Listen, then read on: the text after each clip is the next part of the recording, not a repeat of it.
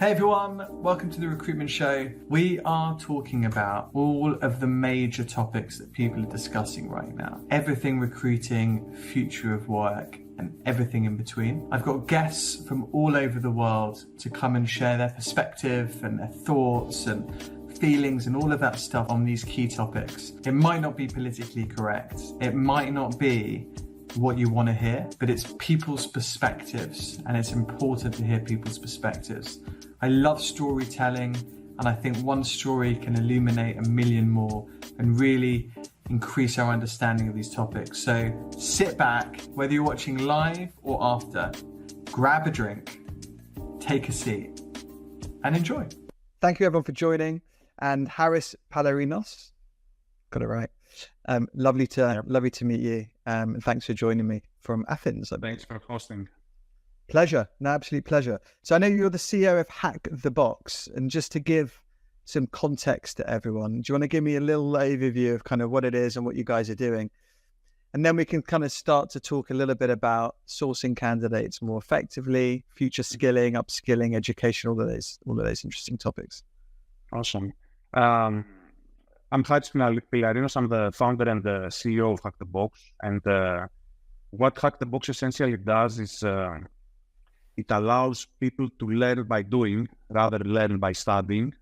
And we help them specifically on the cybersecurity field to develop the muscle memory required to be, let's say, battle ready rather than being taught a million different things. And when it comes to action, to have to go through a manual or a textbook to remember what you have to do.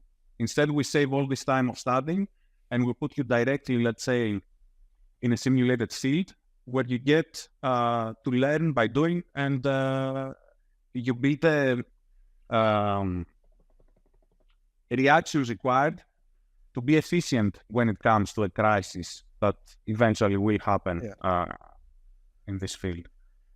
Nice. So you started out focusing on cyber, it sounds like. Yes. And it's an educational platform, so I can dive on, you'll give me simulations, I'll get battle ready, hardened, and learn through doing. Interesting. Exactly. How long have you been going for? We've started in 2017, and from 2017 until 2019, we were primarily a community, gradually evolving into a business due to the costs that kept rising on maintaining this community. So it came very naturally. Love it. So this was kind of your side hustle, or like your love. So I actually had a day job, and right. I was returning home. I was coding Hack the Box and improving it, etc. And that ran for almost 2 years. That, as you can imagine, was hectic because I was at 9 to 5 on my day job, and then let's say 6 or 7 o'clock until 2 a.m. Coding Hack the Box non-stop. Love it.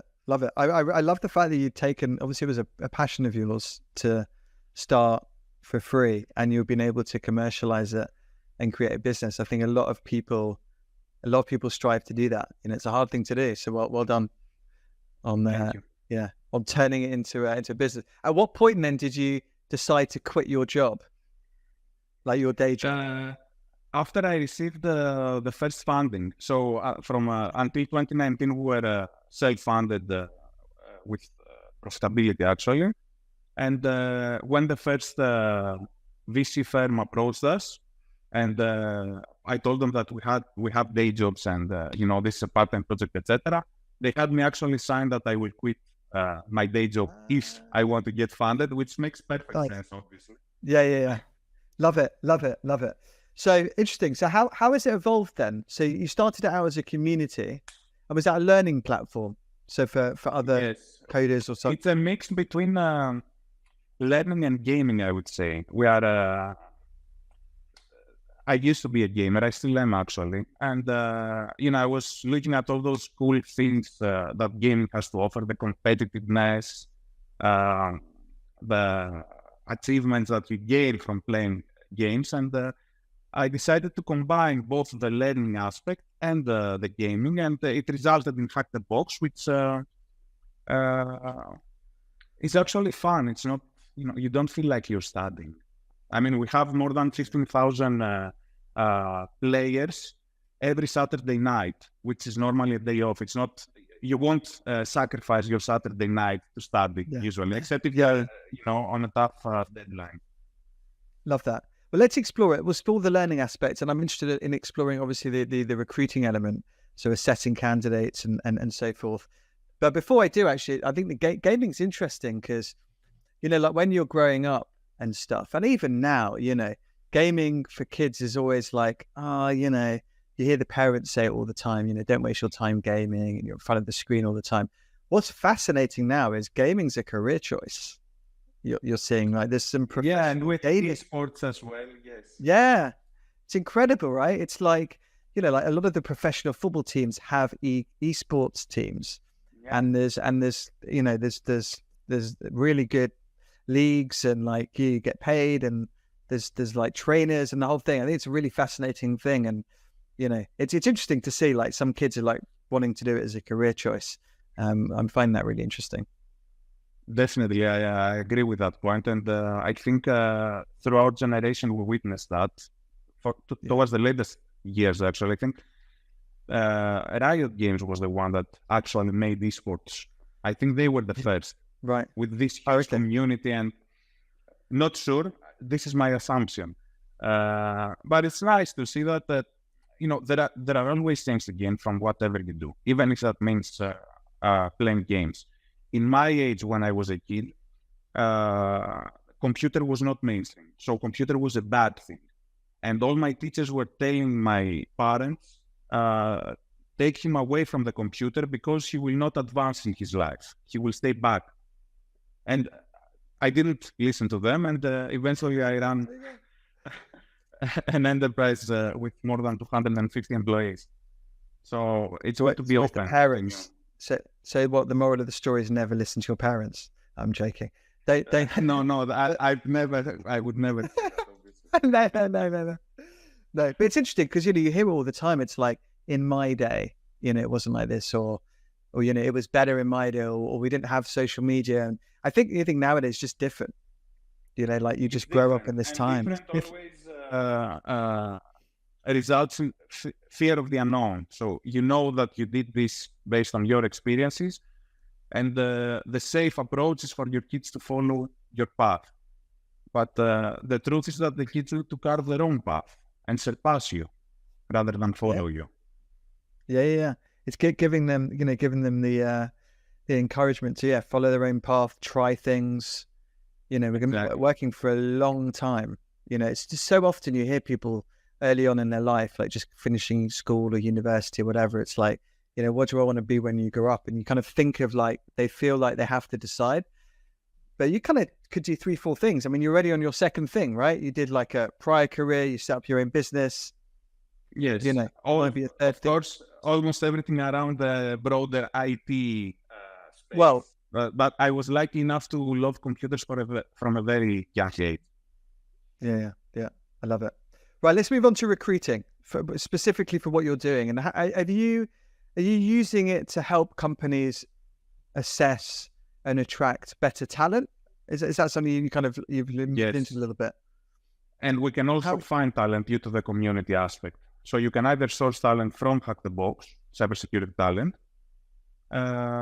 or you can have Hack the Box act as an assessment platform to screen your inbound the inbound talent from whatever sources you have. Oh, okay, interesting. So companies are using you to either hack your community, for want of a better word, and so maybe even advertise jobs within your community. Yes, we have a job posting feature on the platform. Okay, and then additionally, so if I'm going through an interview process, I might do a first interview or first screen. Then will I get them to play some of your games? Like how does that work? And then what do you get? What feedback do you get? You pass from the simulated environment where you get to actually perform actions that you would on your normal day-to-day business And through that process, you get scored on how well you perform, how fast, how efficient, etc. And we actually use our platform, as you can obviously imagine, for our own recruiting needs as well. And we rely almost solely on it. So we don't rely on, university degrees, certifications. For us, what matters is how well you score and how well you perform on the platform. And we have people that have just finished high school, and they're some of the best employees that we have. Love that. I love that. Because there's so much selection and conversation about degrees. Like I talk about it quite a bit. You see a lot of clients, most people, they hire on pedigree versus, potential. It's quite hard to measure potential a lot of the time, but the pedigree is something you can hold on to. So either we're at Google, they're at Microsoft, Amazon, whatever, they're definitely going to be great, right? But obviously that's not always the case. I really like the fact that you're seems to be ignoring like the previous experience and the education and the certificates and whatever, and just saying, hey, you do well. Yes. I wouldn't say that we ignore it completely, obviously. It wouldn't make sense. We take it into account, but we put a lot of focus on what you can do now, what you can prove that you can do now. And this is the difference. Okay. So do you do it so just out of interest, so I mean, okay, so you don't completely ignore the previous experience, but what's the first hurdle in your recruitment process? Are you saying we were hiring for XYZ, jump on the platform, play the game, and then if you get a certain mark, let's chat? Exactly. That could be one case. One other is that since they are already on the platform and they're playing as community members, we just, let's say Google within the platform and find the best candidates, as long as they have opted in that they are interested for, new job opportunities. Okay. Oh, I like that. So you essentially cherry pick the best. So you got like the top performers, congratulations, you can come work for us or something like that. Exactly. I love that. When a position opens, we can dive into the community and get the best. Yeah. So I guess you started using it for your own recruiting. At what point did you decide to start to push it out to other companies that are looking to find cyber? And you're still focusing on cyber, right? Or have you also expanded? No, it's only cyber. The only difference is that when we started, we were focusing on very specific job roles, meaning mostly penetration testers and red teamers. Now we broaden up and we also include for SOC analysts, security engineers, and the entire pool of job functions below the cybersecurity vertical. Okay, nice. So you then start to push it out to companies hiring, and so they will either advertise and use your selection. Yes, they can either advertise for a job, do the normal, job postings.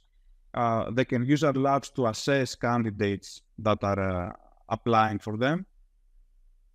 And they can also go through the list of people that have opted in, that are actively looking for a job, and cherry pick and find the candidates that fit their needs. And the difference with, let's say other recruitment platforms is that everything that you have on your profile is actually proven through Hack the Box. So I cannot, type that I am professional at web application development. I have to prove it. And once I prove it, then I have the tag in my profile. So anything that you see is tested against. Okay, that's nice. It's interesting because you get a lot of feedback, like the resume, the CV. You can kind of say, I am an expert at whatever it might be, any programming language or whatever it might be. Mm-hmm. But what does that actually mean? Like an expert to someone, like there's kind of like nuance and stuff to a resume, a LinkedIn profile or whatever. It's quite interesting because I think I like this because you've got actually, you've done games, you've got results and stuff like that, which I really like. I also like as well, if you think about this a lot recently, actually, and I think, with blockchain, I think it'll be very interesting as well. If you start to use blockchain as like a collection of experiences, I've worked for Harris, he's confirmed it. He's confirmed my whatever, my performance, my results. It's, you know, it's auditable and the whole thing. And I think all of these kind of things are moving that way. Oh, that's interesting. I haven't thought of that. What you mentioned about the blockchain actually makes perfect sense because it's undisputable, it's public, and it's living proof that cannot be tampered. Yeah. Because there's so much subjectivity to recruiting. You know, like forget the games for a second, but you know, you can come and say, you know, I'm great at this and that, and you know, just people have different views on people, right? A lot of time it's a gut feel. You interview someone for an hour, you're going to, you know, take a view and stuff. And I really like the, you know, it's kind of like the blockchain stuff. I think it's great because again, it's verifiable and all of these things. And I think what you're doing in your space with the games is interesting as well, because again, it's verifiable. And I like that. And you can collect these experiences and, you know, again, like maybe you don't have a degree, maybe you just, I don't know, you just couldn't do it, right? Like couldn't afford it, whatever. You had to go to work and stuff like that. But you're a wonderful programmer, like wonderful. Exactly. And, you know, and it's and good. the sad thing is that you would normally, or at least a few years back, you wouldn't reach the interview process. So you might be the best programmer out there, but since the screening happens, you know, on basically a checkbox exercise, master's degree, bachelor's degree, whatever, X, Y, Z certificate, you don't make it to the interview process. And then you miss on great talent. Yeah. I mean, look, if you're applying for a job ad on LinkedIn, I know if you see there's like 300 applications, I mean, if you're not in the top 15, I mean, no one's going to look at your resume, let's be honest, right? Most probably. And so, you know, there's a lot of these things. And I think, you know, and there's a lot of bias and, you know, I mean, degrees are classic, you know, there's a lot of people really like degrees and they have a lot of value as well, for sure. I think with certain things like, I mean, look, like you want a doctor who has a doctor's degree, right? A medical degree. There's certain things that you want someone that, you know, but I think with something like what you're doing, you know, experience, I mean, you know, is golden. And I think with the gaming stuff, it's a good way to experience makes you battle ready. Yeah. The degrees are significant, of course, because you get to learn how to cooperate with people. You get to value certain deadlines, and you also get the foundations of what you are to build on top to. So absolutely. Degrees are important, but especially in a field like cybersecurity, where something that is hot now, let's say a technique or methodology that is hot now, it could be obsolete in 6 months. And you cannot change your curriculum every quarter. It's impossible. So everything is required, but you need a mix of everything. You need to be business ready, and at the same time, I wouldn't discount completely the university. No, absolutely. I think, you know, education's cornerstone. I think it's great. But I just think it opens up a bit because not everyone can afford to go, you know, you're born into whatever scenario you're born into. And you know, if you found... I agree fully. Yeah. So I think it's good. How are you, just moving on from recruiting just to the education side, which I think is really where you started. How has that developed for you? You mean on the platform? On the platform. Me as an individual? On the platform. Well, but both, but on the platform specifically. On the platform, how I came to design it, let's say, is because as a kid, as I told you, I had a love for computers. I loved hacking, ethical hacking and cybersecurity. And on the latest years of my career, I wanted to pivot back to cybersecurity because when I became of age to work, there was no cybersecurity in business. And I started studying what was available back then, and it was satisfying. It was bulky courses, very long, very outdated, and then multiple choice exams to prove that you are an expert in something. And that's why, with all my IT experience, I could tell that, you know, I could make a platform that you could perform live in simulated environments. And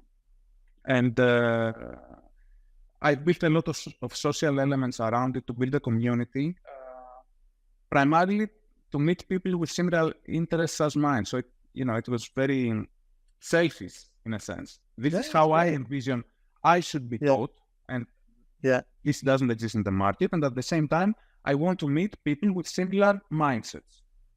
And apparently more people than I thought appreciated the same method of learning. So it skyrocketed. The only, let's say, marketing I did for Hack the Box in the early days was I posted its link to a group in Facebook. And since then, we started, from word of mouth, we started receiving new registrations by the thousands. And the fun fact is that we didn't have an open registration. If you wanted to become a member, you had to hack your way in. I love it. Man, I tell you, social media and the internet has been incredible for these things, like democratizing education, connecting these communities, like your community, pre-internet, pre these platforms. How are these people in different countries across the world? I mean, it's incredible. And the exchange of knowledge was way more difficult than it is now. Yeah. They're way more difficult. Much easier now to start something like you've started now. I mean, 20 years ago, you just can't do it. Like, it's just more local. It would be impossible, or it would be very, very local. Yeah. And so how in terms of like geography, just out of interest, so how has it evolved? Is it completely global, the community? It's completely global.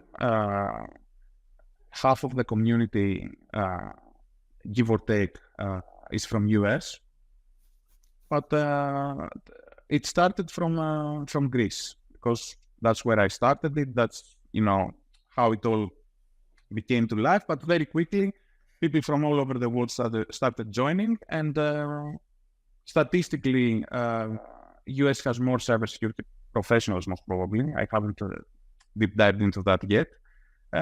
So we are now in a position where around 50% of our community is US based, and the rest is from all over the world. Nice. Do you know how many work fully remote versus going into an office? Like, do you record that data? No, I know from our business though that more than half are working fully remotely. Many of them have the option to visit the office, but it's completely optional, and they do. And usually those that visit the office are the ones that have young kids at home. Yeah, that's true. Interesting. Have you found it in the cyberspace that more and more people want to be remote?